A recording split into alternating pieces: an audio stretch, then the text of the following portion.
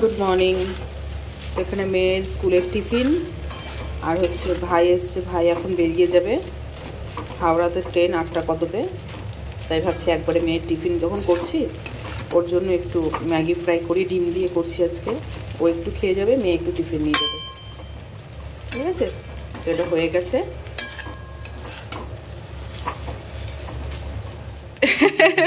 তো এই যে ভাই চলে যাচ্ছে, আবার আসিস। হ্যাঁ হ্যাঁ হ্যাঁ হ্যাঁ বাবু, মামাকে টাকা দাও শোনা। ঠিক আছে, বল বিয়েতে, বল বিয়েতে। ঠিক আছে, সাবধানে যাস। হ্যাঁ হ্যাঁ। আর এখানে মেয়ে রেডি হচ্ছে স্কুল যাওয়ার জন্য, অনেকটাই দেরি হয়ে গেছে। ওই দেখো 6:45 বেজে গেল। নাও, ঠিক আছে, মুখে ক্রিম দিয়েছো? তাড়াতাড়ি ক্রিম দাও। Good morning. এখন বাজে হচ্ছে 8:05 বাকি। তো নতুন একটা ভিডিওতে তোমাদের সবাইকে স্বাগত। আশা করি সবাই খুব ভালো আছো, আমরাও ভালো আছি।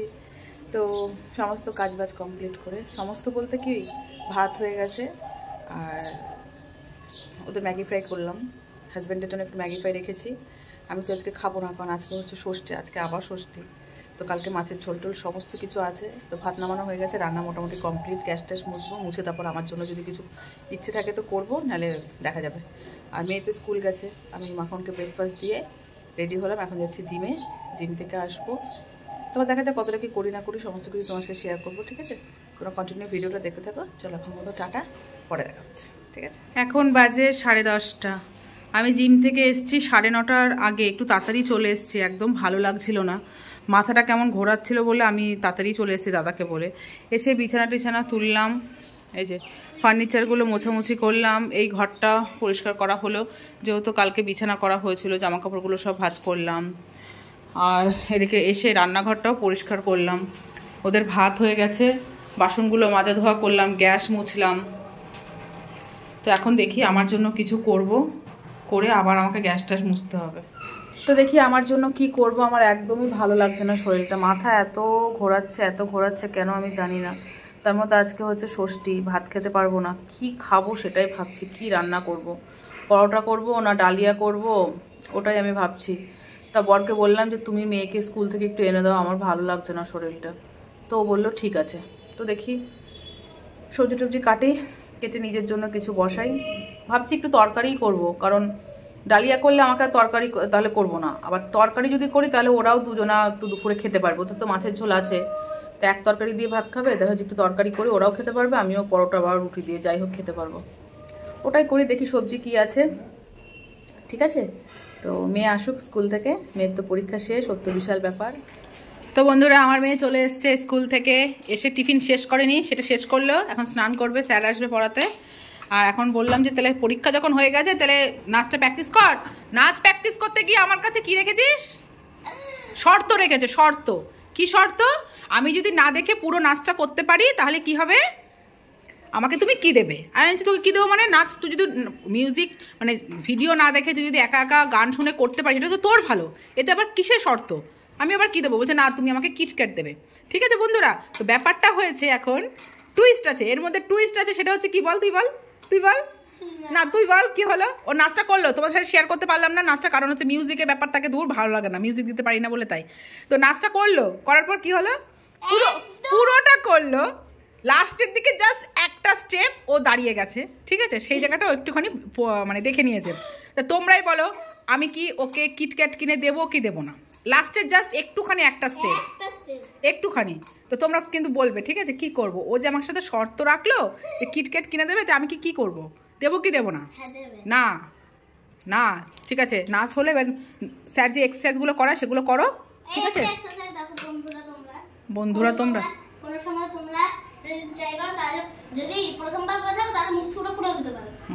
ঠিক আছে, কেমন আসছে জানো? এই পরীক্ষা শেষ, আমার মেয়ে হনুমান হয়ে গেছে। আবার কর। আচ্ছা, ফ্রগ আরো বড় বড় করতে হবে, আরো বড় বড় করতে হবে। দেখি আবার কর ফ্রগ, আবার কর ক্যাট, আবার কর, আবার ফ্রগ হয়ে যায়, ক্যাট হয়ে আয়। এটা হচ্ছে ফ্রগ। বড় বড় জাম্প করতে হবে। এবার ক্যাট, বড় বড় হাত, ম্যাও। ঠিক আছে, হ্যাঁ হ্যাঁ,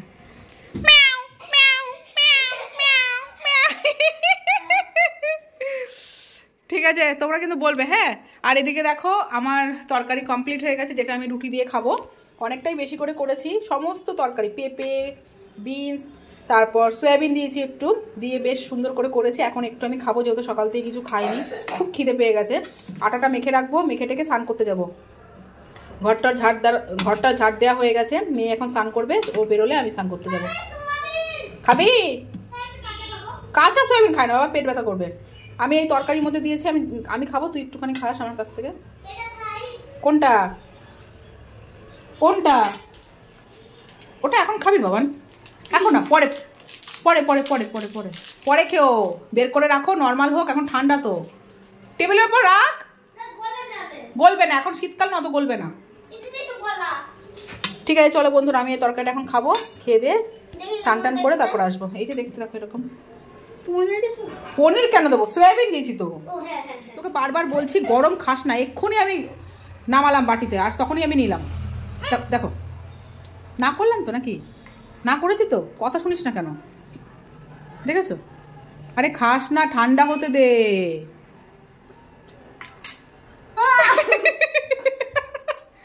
আয় ফুদি, আয় ফুদি, আয় তাড়াতাড়ি আয়, দে ফুদি মুখে, হয়ে গেছে।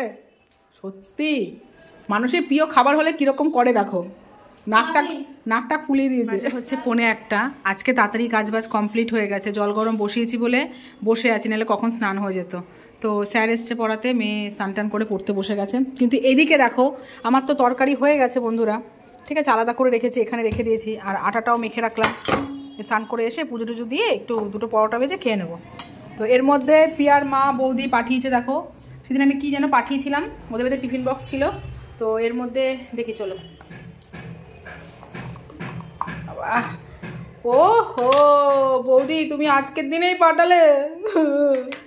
না আমার বর খাবে, না আমার মেয়ে খাবে, এটা ফ্রিজে রেখে দিতে হবে, কালকে খাবো। তো এটা হচ্ছে ধনে পাতার বাটা না চাটনি জানি না, যেটা আমার প্রিয়। বৌদি জানি আমি বাটা খেতে খুব ভালোবাসি। তো আজকে বৌদি তো জানে না আজকে আমার ষষ্ঠী, এর জন্য বৌদি পাঠিয়েছে, ঠিক আছে কোনো ব্যাপার না। আর এটার মধ্যে কি আছে, খোল। ও এটা মানে হাঁসের ডিম, জানো তো, হাঁসের ডিম পাঠিয়েছে। ভালোই হলো, ওদের মাছের ঝোল আছে, ডিম দিয়ে ওদের খাওয়া হয়ে যাবে, তরকারি তো করেছি, বেশ ভালোই হলো। আর এদিকে গ্যাস ট্যাস মোছা হয়ে গেছে, এখন হাম যাएंगे নাহানে। গুড মর্নিং, এখন বাজে হচ্ছে 6:20। তো দেখো মেয়ে এখনও রেডি হতে পারিনি। গুড মর্নিং বলো, গুড মর্নিং জোরে। তো ব্রাশ করছে আর গরম জল করে দেওয়া হয়েছে, আজকে বেশ ভালোই ঠান্ডা বাইরে। আর এখানে হচ্ছে মেয়ের টিফিন করলাম হচ্ছে পরোটা, কালকের আটা মাখা ছিল, ওই পরোটাটা করলাম। এই যে পরোটার সস, তো বলেছিল আমার ডিম সেদ্ধ দাও, এখন বলছে ডিম সেদ্ধ নিবি, বলছে না। তো এটা ঠান্ডা হোক, চলে এসো মা, রেডি করিয়ে দিই। আরে এই তুই ঢাকা দিয়ে বসলি কেন বাবান? এ বাবান, কিরে কটা বাজে বলতো? এটা আবার কি ঢাকা দিয়ে বসলি?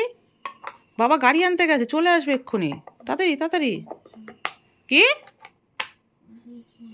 স্কুল যাবি না? শীত করছে, এই জন্য ড্রেস সোয়েটার পরতে হবে তো। এই টিফিন বক্সটা আমি ঠিকঠাক মতো লাগাতেই পারি, খুব ঝামেলার। নে এই যে আসো, চলো। দেখো স্কুল যাবি না, তাহলে করতে হবে তো, করো।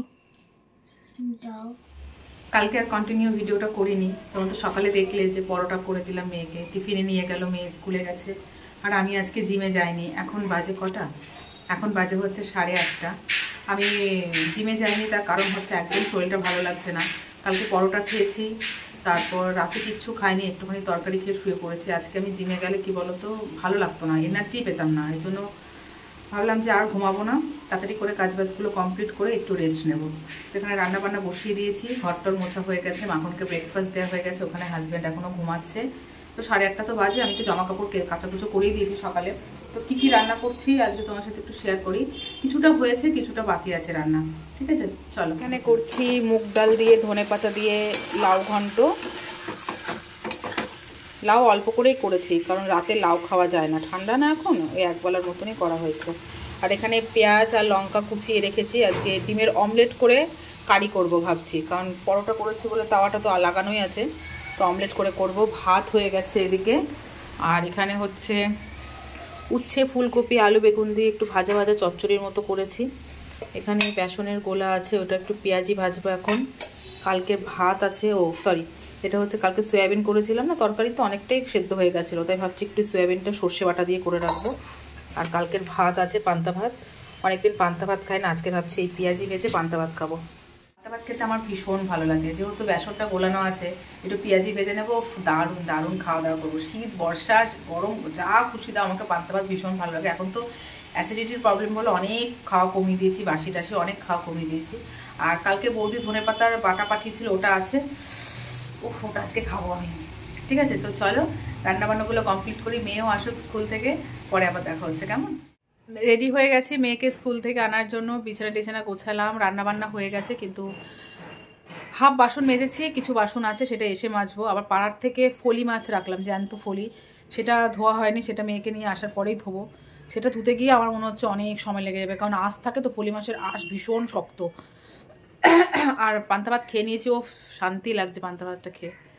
ঠিক আছে, তো চলো মেয়েকে নিয়ে আসি, এসে তারপর বাদবাকি কথাগুলো বলি। 10:30 বেশি বেজে গেছে। ওকে, চলো। তো বন্ধুরা, এখানে দেখো মেয়েকে নিয়ে বাসে করে ফিরছি বাড়িতে। তো মেয়ের হঠাৎ করে শরীরটা খারাপ হয়ে গেছে, স্কুলেই নাকি পেটে ব্যথা করছিল, তো আস্তে আস্তে আরও বেশি পেটে ব্যথা হচ্ছিল, মানে জানি না কেন, পেটটা কি বলো তো শুধু কামড়াচ্ছিল। বাড়িতে এসে 3-4 বার পটি গেছে, তো শরীরটা খুবই খারাপ। যখন ভালো থাকে তখন দুষ্টুমির শেষ থাকে না, তোমরা তো দেখলে, মানে কী না করতে থাকে, 1 সেকেন্ডের জন্য ও চুপচাপ বসে না। আর যখন শরীরটা খারাপ হয় তখন পুরো একদম মেয়ে আমার ঝিমিয়ে যায়। এটাই আমার হচ্ছে কি বলো তো খারাপ লাগে, কারণ বাচ্চা কাচ্চা যদি চঞ্চল থাকে, খুব সুস্থ থাকে তো ভালো লাগে, শরীর খারাপ হলেই মায়েদের মন খারাপ হয়ে যায়, কিছু করার নেই। তো চলো, টাটা, বাই বাই, পরে দেখা হবে।